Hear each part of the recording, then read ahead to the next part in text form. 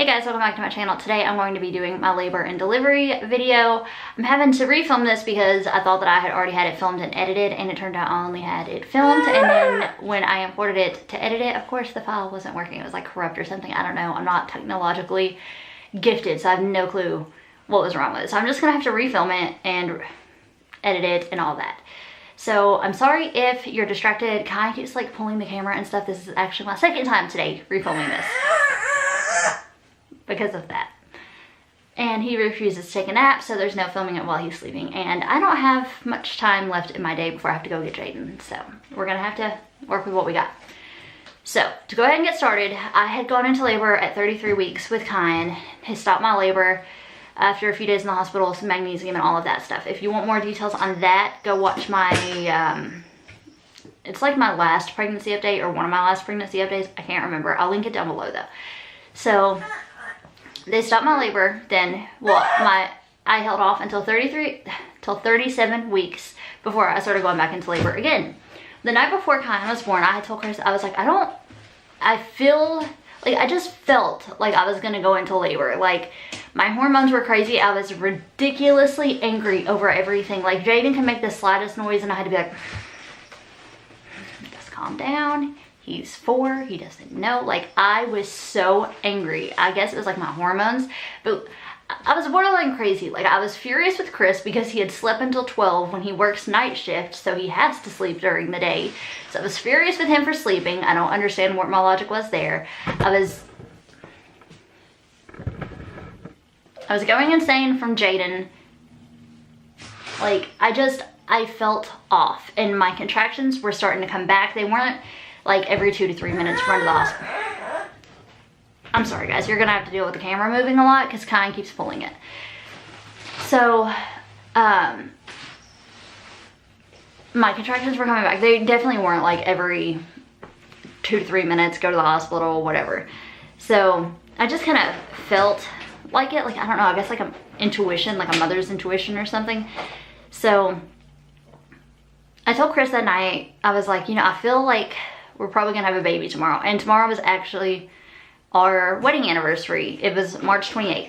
So I was like, you know, I feel like we're gonna have a baby tomorrow. And Chris is like, that's crazy. No, we're not. Well, I had a doctor's appointment the next morning. So I was like, oh, well, we'll see what the doctor says in the morning. So next morning comes and Chris is like, do you want me to go to the doctor with you? And I'm like, no, it's okay. Stay here, sleep, because he had to work that night. I was like, just stay here and sleep.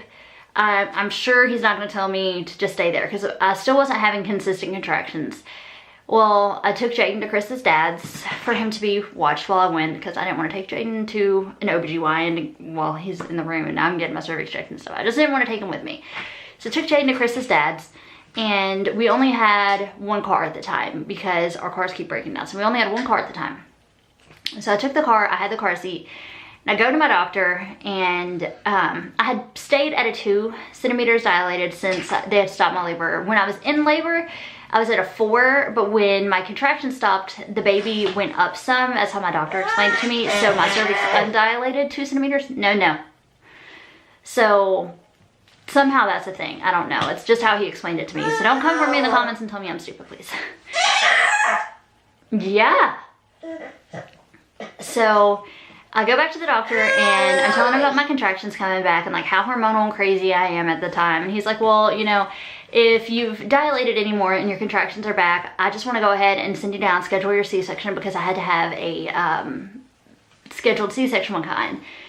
So he checked my cervix and I was dilated back to a 4. And he's like, yep, you definitely need to have this baby today. Those are labor contractions you're having. So he sends me, I'm sorry if I'm looking away, Kaien's trying to climb the bookshelf. So he's telling me he wants me to go on down to labor and delivery because the doctor's office that I'm at is connected to the hospital that I'm going to be having Kaien at. And I'm like, well, I can't do that. I have to go get my husband. I have to take my father-in-law the car seat for my son. I can't. And he's like, well, you're in labor, you can't do that. And I'm like, well, I'm going to have to. And he's like, well, can you just call someone or call your husband? And I'm like, I can't. I have the car. We don't have friends or family that can do it. So I'm gonna have to do it. Well, I go home, I get Chris, my whole family's like freaking out. I'm like, I can't believe you're driving and you're in labor. Like, it wasn't like labor, you know? Like, it wasn't hurting, I wasn't in pain. I could just feel my stomach tightening a lot. That's pretty much it. It wasn't painful or anything. So I knew I was fine to drive. So I go get Chris, and then Chris takes over driving, obviously. We get our bags, and when I woke him up, he actually wasn't comprehending what I was saying. I was like, honey, come on, wake up. We need to go to the hospital. And he's just like, yeah, okay. And finally I'm like, Chris, seriously, get out of the bed. We have to go to the hospital. I'm in labor. And he's like, wait, what? And I'm like, yeah, get up. So finally it like dawns on him what I said, because he was half asleep and he was not registering. So he gets up, he's like rushing. We already had our bags packed, luckily. So we grabbed the bags. We had to stop and get Jaden some lunch to drop off at Chris's dad's house. We took him the car seat and stuff. Then we go back to the hospital.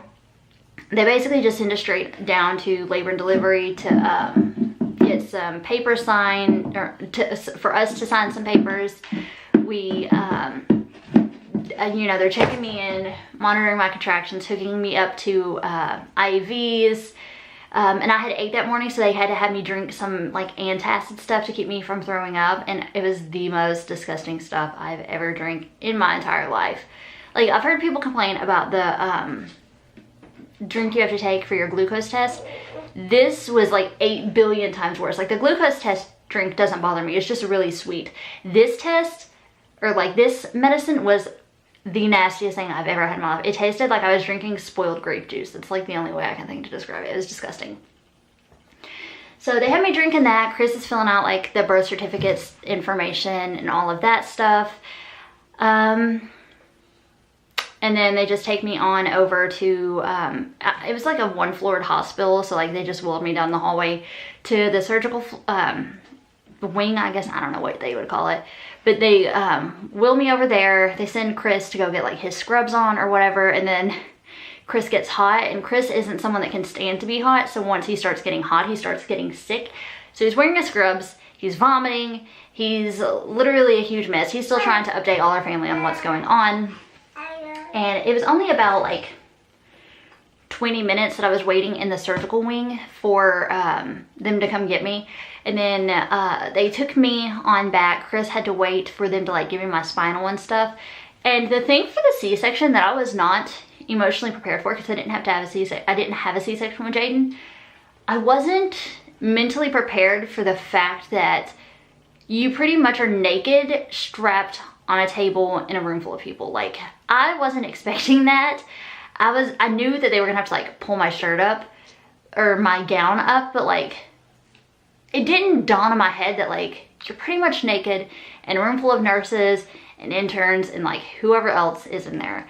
And that was the most awkward part for me. I was just like, oh my God, this is weird. So that part wasn't fun at all.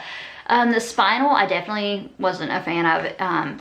It was kind of painful, but it wasn't anything that like made me cry, or I was like, oh my God, don't ever do it. Like, it was uncomfortable, basically. And they had to redo mine a couple times because I have scoliosis. And he was having trouble like getting it where it needed to go. So we, you know, I got my spinal done, and it worked fine after they finally got in the spot that they needed. An epidural is definitely like easier, I guess, because like where you're having the painful contractions when you get your epidural, you're not thinking about that. Whereas I wasn't in any pain whenever they were doing it, so it wasn't pleasant. And then they got me laid down on the table. They like strapped my arms down. Trying to make sure I'm not like skipping any details. So once they get me like strapped down on the table and stuff, they let Chris come into the room, and he's sitting down beside me in a chair. The doctor starts like the surgery, and then it only takes like a couple of minutes for him to get Kaien out.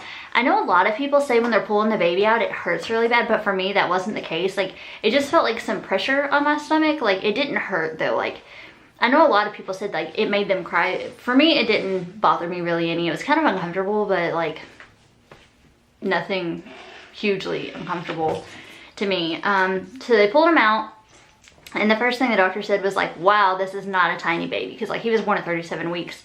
We knew he was a bigger baby, which was why I was needing the C-section, because I tend to have larger babies. So they pull him out. They're like, wow, this is not a tiny baby. And they hand him off to the nurse, and I still hadn't heard him cry. So I'm kind of freaking out. I'm asking Chris, I'm like, can you see him? And Chris is like, no, I can't see him. They've got him behind the thing. Well, then Chris starts getting dizzy from being so hot in the suit thing. And he's like, I gotta go, I'm gonna get sick. So they're like, sit down, we're gonna push you out of the room because Chris is starting to faint now because he's getting so hot in the thing. I was freezing, so I don't understand how he was so hot. But I still hadn't heard Kaien cry, and so I was kind of freaking out. And Chris was starting to freak out too over that because he wasn't crying. And we see they have like an oxygen mask thing on his face, but then we finally hear him cry. So we're not freaking out as bad, but like he only cried once and then he stopped crying again. So they're rushing Kaien out of the room. Chris is leaving the room because he's going to get sick again and he wants to go be with the baby too. So they finished my surgery up. I started getting nauseous during it, but I didn't actually throw up. I just kind of got nauseous from the way I was laying. They stitched my stomach up. They asked me if I wanted these shots in my stomach that would keep me from feeling my incision for 48 hours, I think. So yeah, I totally wanted those. So they gave me these 2 shots, and it was like my ab muscles, as if I have abs, but it was in like my abdominal muscles, and they had to do them under like an ultrasound. It was kind of weird, but like I would recommend them. Like they didn't hurt because I was still like under the spinal, so I didn't feel it. So they gave me those. Then they took me to the recovery section where I still hadn't got to see Kaien. And I had to be there for 30 minutes, I think.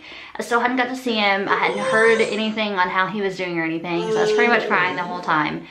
The nurses didn't really know anything that were there. So that was freaking me out. And then finally, after like 30 minutes, they were like, okay, we can take you to your recovery room. And I was like, well, can you tell me anything about my baby? I haven't seen him. I haven't got to even have a peek at him. I don't know if he's okay. He wasn't really crying.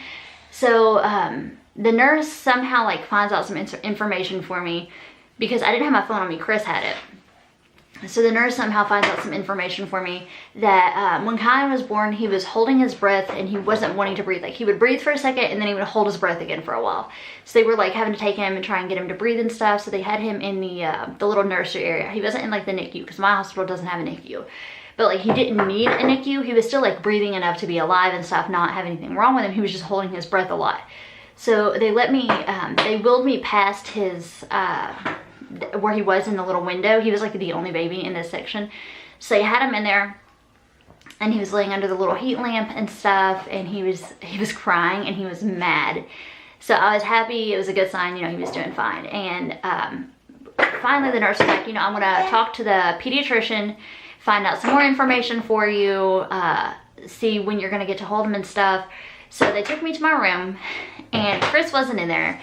So I used the hospital phone and I called him and I'm like, where are you at? And he was in someone else's room. He was in the completely wrong room, thinking he was waiting for me. He was in a wrong room.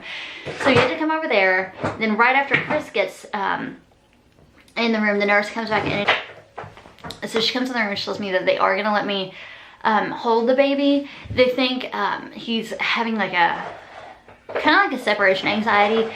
Like he needs the skin to skin contact to kind of calm down and start breathing correctly. So they brought him in the room, they let me do some skin to skin, and I got to nurse him. And after that, he was completely fine. He didn't hold his breath anymore. He was breathing completely normal. So I guess they said he just needed his mama. So after that, everything was fine. Kaien was 7 pounds, 6 ounces, and 19 inches long. And for a 37-week baby, that's pretty big. And yeah, after that, Chris's parents went and got Jaden for me. Well, not Chris's parents, Chris's mom was at the hospital when I got done. So she went and got Jaden from Chris's dad, and I got to see Jaden. And Jaden got to meet his brother, and he was so sweet with him. He didn't want to hold him. He did not want to hold him. It took until we were already home for Jaden to finally be like, you know what, yeah, I am interested, let me hold the baby. But before that, he was just like, no, thank you. But yeah, that's pretty much it. It was a crazy day. Nothing like too insane. I don't think I have one of those like crazy labor and delivery stories, but like it was a wild day for me. So yeah, that's pretty much it. I'm gonna go ahead and go, and I'll see you in my next video. Bye.